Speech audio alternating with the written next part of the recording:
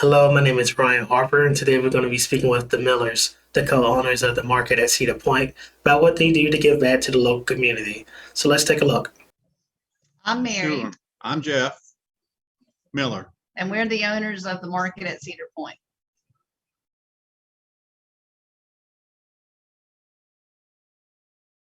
I grew up in North Carolina. I grew up in the western part of the state, went off to Texas to college, and my parents sold everything, moved here in the 82. And when I graduated, I returned here and have been here since 1986. And I grew up in Milwaukee, Wisconsin, joined the Marine Corps when I was 17, got stationed here in 1980, and been here ever since.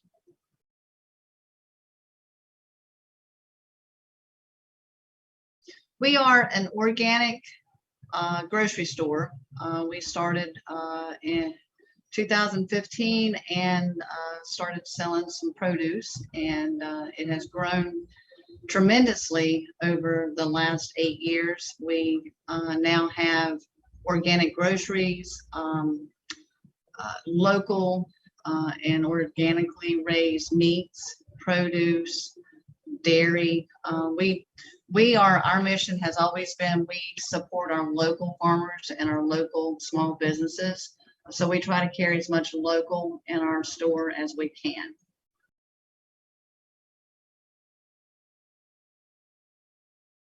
We started 3 years ago with a small farmers market. So we wanted to showcase the farmers that we've worked with, that we have relationships with, and that we trust how they're growing their crops and raising their animals. And we started a really small farmers market, and over the last 2 years, it's really grown. When COVID started, we were just a farmers only market, and we wanted our customers and still want our customers to come and meet the farmers that we work with, have a conversation with them, get to know them, so that they can, one, support the local farmers, and two, when they're shopping during the week and they see that farmers produce or products in the store, they are comfortable with what they're buying. We have a hashtag, know your farmer, know your food. And then when COVID started 2 years ago, we had one of our dear friends come in, very worried. She was an artist, and she was very worried how she was going to make a living because all the festivals were being canceled, etc. And we were like, we've got an empty field. We'll start doing some arts and crafts. So that has turned into a 50 vendor every Saturday market with farmers, artists, and crafters. Up until this year, we were not charging anybody. We just felt like it was a needed for the community, and to help the small businesses and the local farmers as much as we could. We did go to a $10 a day charge this year, just because it has gotten a little bit larger than we expected, and it takes a little bit more time. This guy does a lot of outside work, and there's some expenses involved in it.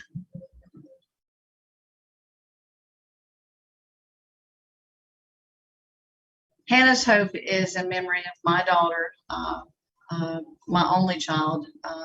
Jeff raised her since she was 5, so it's his daughter as well. She was killed in a car accident in 2012, and we started a nonprofit called Hannah's Hope in her memory, and we raise money during the year. We take donations, but our big fundraiser is Hannah's Hope Pumpkin Patch every year, which is a lot of fun. It brings the community out full swing, and we support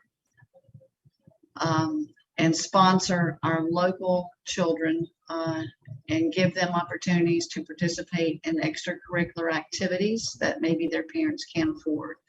If a kid wants to play soccer, take violin lessons, go to summer camp, anything extracurricular that will enhance and enrich that child's life, we help pay for.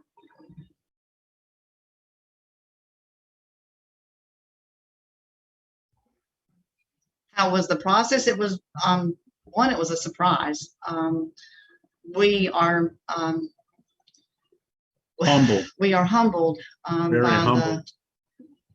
the, I don't know, Notoriety. by the notoriety. I mean, we just do, we try to live the golden rule. We try to treat everyone as we would want to be treated ourselves. We have been, very humbled and grateful, for the, attention that they have given us.